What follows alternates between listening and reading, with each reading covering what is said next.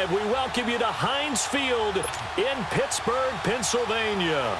Today, it's an AFC North matchup between the Cincinnati Bengals and the Pittsburgh Steelers. Shrugs him off. And the decision to bring it out is going to cost him about 7 yards all told as he's taken down back shy of the 20.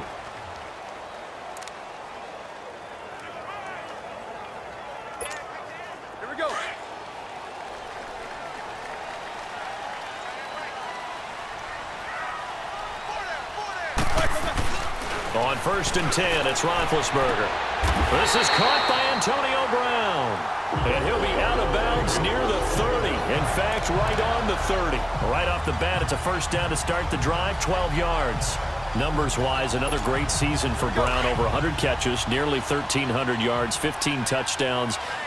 But, yes, there was some late-season drama, was there not? There was, and that has the Steelers, it sounds like, listening to trade offers in the offseason. Front office saying they're not going to release him, but, quote, all options are on the table, which is not something you normally hear with your number one receiver. And those kind of numbers, remember, they're amassed despite double and triple coverage on just about every snap. First carry for James Conner. And he'll get this up only to about the 33. Sean Williams that time in on the stop. Conner, of course, missed the final month of the season with that ankle injury. And too bad because before that he was well on his way to a 1,000-yard season, but he finished with 973. And he was definitely more than adequate in place of Le'Veon Bell because he caught the ball out of the backfield too. 55 catches, 13 total touchdowns.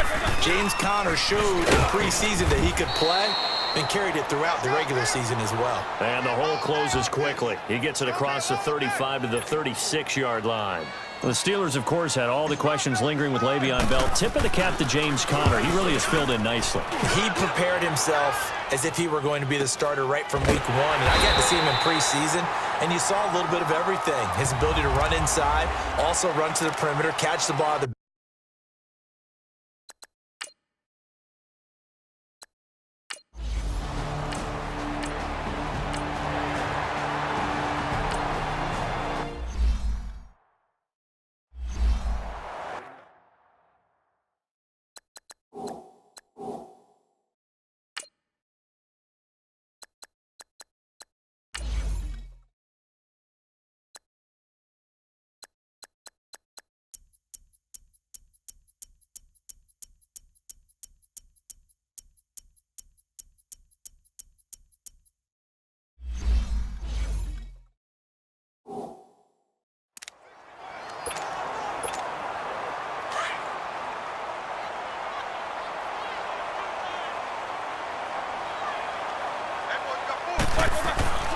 On second down, Roethlisberger. Over the middle here to Brown. And a nice little quick spin move before he's dropped. Had a pretty good gain. And they'll get 9 there as that sets him up better for third down. Some think the teams really won't throw a slant route unless you have a receiver that has a lot of stature to him. But sometimes the little guys, they get lost in there. People can't really locate them, and they run that quick cut on the slant, and oftentimes they can turn it into big plays. It goes as a gain of 9, and it moves the chains. And that's a run that'll energize an offensive line. They'll take that one all day long. Fundamental breakdown by the defense. You've got to be able to make plays on the edge.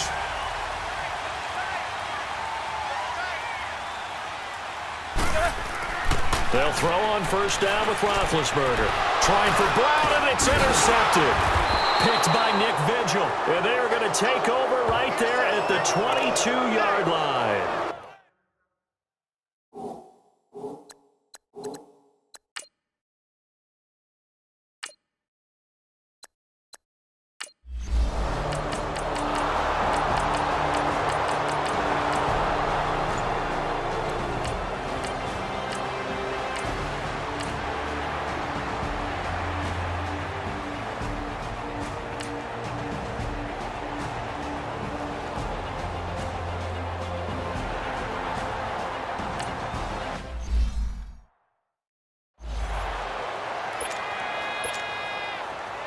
Let's go.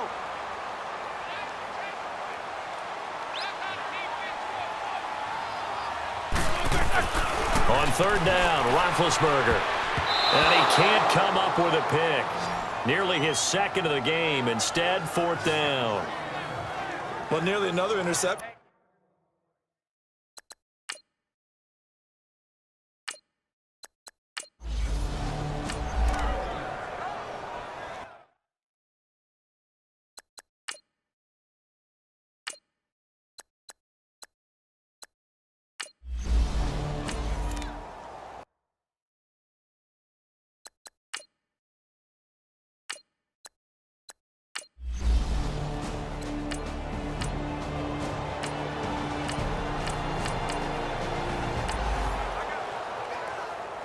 After an excellent punt, this offense in a tough spot down inside their own 5.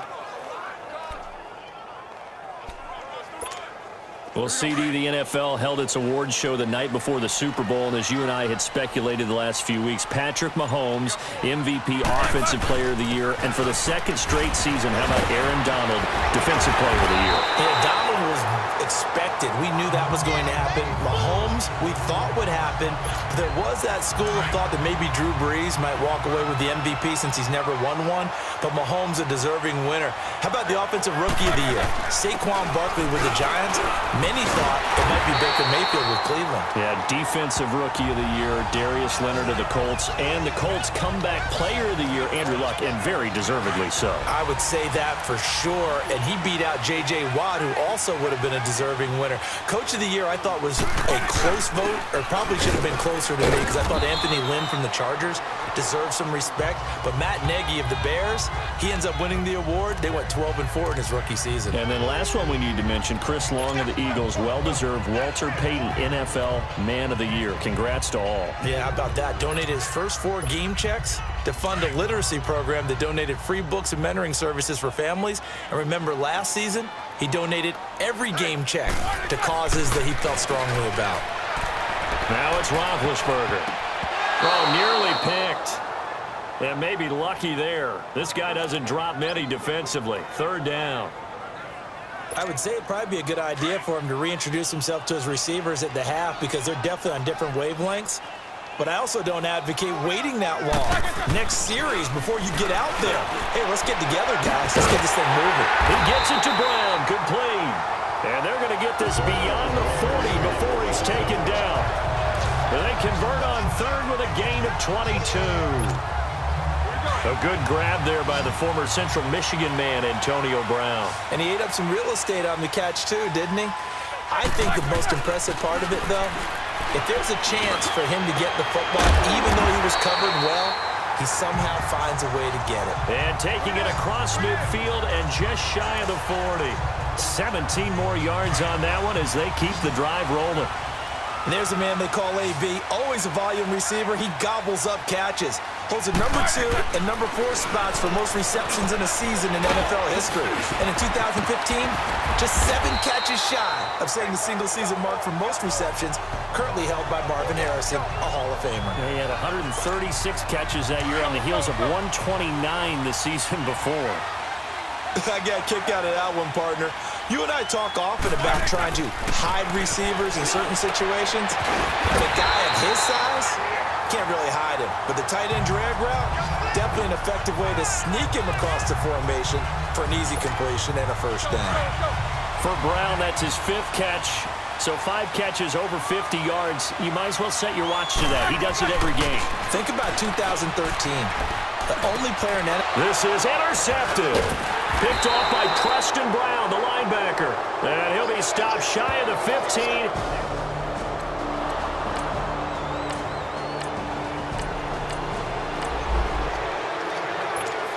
With a little over 2 minutes to play in the second quarter, the offense gets ready to take over. Got a second here to assess Pittsburgh's last season as their offense comes onto the field. You know, for most of the folks that are fans in the Steel City, they're probably saying, wow, this was tough. But, hey, they were 9-6-1. The thing is, expectations there are playoffs every year. You're right, and to show that, they haven't been under 500 since 2003. It's a very consistent franchise.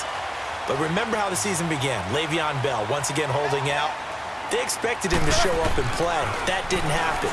Then the end of the year, Antonio Brown, Ben Roethlisberger. What's going to happen there? So they bookended their season with controversies. in the middle did not play up to their standards. I still thought they were going to win the AFC North.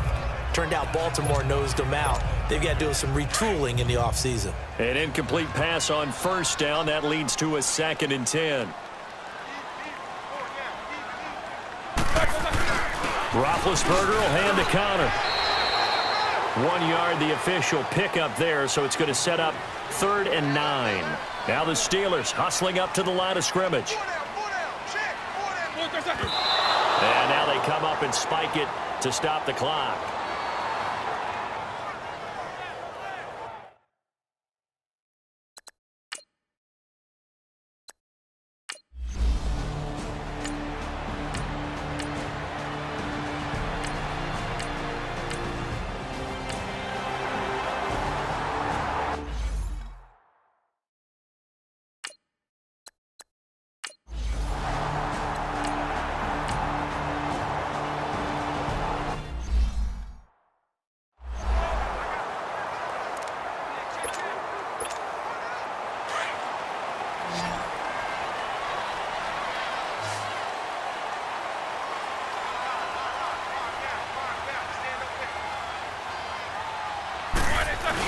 They'll try to run it. This is counter. And he is not going to get through here on try number 1. They stop him at the goal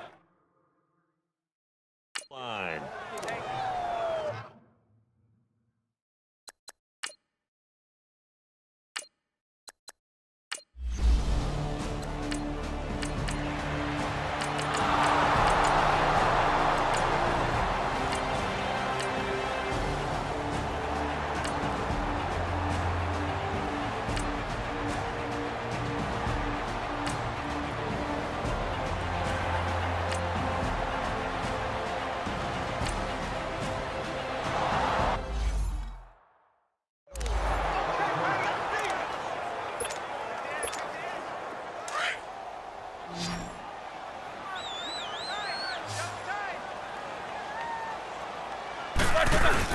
On 3rd down. That's counter. And able to break 1 tackle, but then quickly brought down. But a nice little gain. Give him 8 yards on the carry, and that's going to bring up 4th down. Looks to me like maybe there's a little attrition setting in with this drive, because when you see that type of a run, I get the feeling the defense getting a little bit tired. And that's the last thing they need, especially when they look up at the scoreboard. They're going to run. Here's counter. And he's able to pick up the first before he's taken down at the 27. Well, we kind of looked at each other as they decided to go for it, but in the end, great execution, a 6-yard gain, and it all works out. They're trying to show that they can run the ball and protect this lead. Give it to the backs, play a little bit of keep away, don't you think? And that's probably a good philosophy at this point, going to make that defense stand up and stop him. And he's going to bring this one down to right about the 20-yard line. A solid run on first down, gain of 7, leaves him with a 2nd and 3. Hey, when you get good yardage like that on first down, it really does a whole lot of good for your entire offense. I love the way he's finishing those runs. At the end of things, he's making sure he gets just a little bit extra. 3 yards there, good enough to keep the drive moving. I think we're seeing the effect that runs like that are starting to have on this game. They're a little bit slower, that front 7, reacting to the football, almost like body blows in boxing, slowing them down, and they're really starting to take over in this game. Big Geno Atkins there to bring him down. Doubling this guy has to be a priority before moving up to the next level, because the big fella, he just ate that one alive, just stuffed it. In fact, before the game, he was talking to us, and he's like, hey, these pants make me look fat. And we said, nah, man, you're just a whole lot of guy. He is at well over 300 pounds. He's a big man. This drive is turning into an extended one, and the guy carrying the ball, he's becoming more like a body blows guy. Every carry is putting some damage on the defense. So pushing and fighting his way in for a Steeler touchdown. A great play there. His 2nd touchdown of the afternoon. And the Steelers find a way to...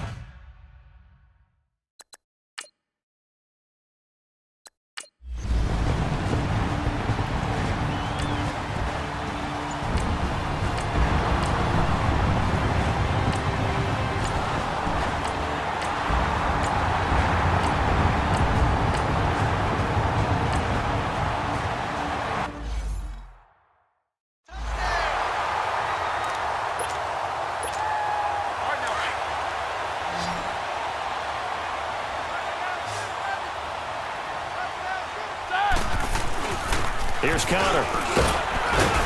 And he's going to fight his way forward here for a modest gain. 5 yards is the tally on first down. That brings up 2nd and 5. Oh, that's one to warm the hearts of all those old school football players, isn't it? Tough, hard, gritty run, got behind his pads, bowled over a few people. Look at that one, right up the gut. Saw through 3 quarters, no reason to lighten up now. And able to push his way forward here for a good little gain. They're in a pretty good spot right now with a convincing lead. I think this is where they put on the boxing gloves, start to try and pound them into submission. And the offensive line, they've controlled this game. I don't see why that trend would change now. Trying to barrel up in there, but I don't think he got it. Call it no gain that time, and they're going to be left looking up.